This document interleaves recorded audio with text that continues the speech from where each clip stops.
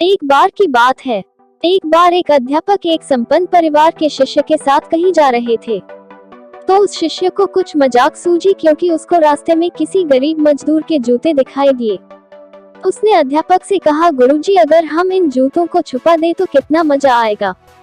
अब उसको तो मजाक सूझ रहा था, लेकिन गुरुजी ने कहा कि नहीं, गरीब इंसान के साथ इस तरह का भद्दा मजाक करना ठीक नहीं है। उसने कहा, क्यों ना हम इन जूतों में कुछ सिक्के डाल दें और देखें कि इसका इस गरीब मजदूर पर क्या प्रभाव पड़ता है।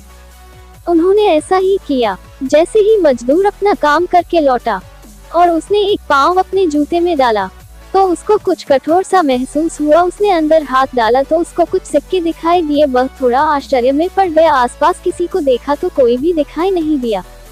वापस उसने दूसरा पैर अपने जूते में डाला और वापस उसको उसमें कुछ सिक्के दिखाई दिए।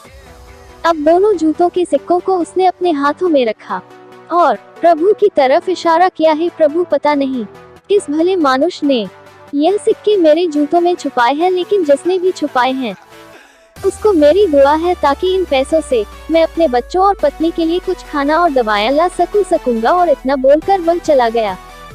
इस बात को शिष्य और अध्यापक दोनों सुन रहे थे। अब अध्यापक ने शिष्य से पूछा कि अब तुम मुझे बताओ कि तुम्हें कैसा महसूस हुआ, तुम्हारी पहले वाली मजाक या मेरा यह तरीका। तो उसने कहा कि गुरुजी, मैं आपसे क्षमा चाहता हूँ। अब मुझे समझ आ गया है कि सच्ची खुशी किस चीज में है। जब हम किसी की मजाक उड़ाते हैं तो हमें कुछ पल का आनंद मिलता है, लेकिन इससे हमें बददुआ मिलती है।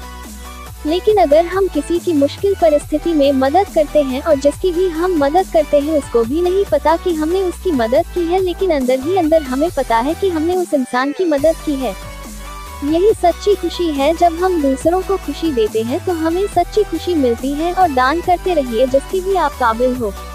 जितना भी आपसे बन पड़े दान करें, लेकिन दान जरूर करें।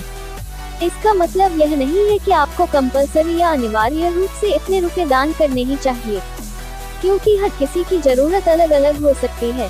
अगर आप किसी को पैसों का दान नहीं कर सकते तो कम से कम चीजों का दान तो कर ही सकते हैं।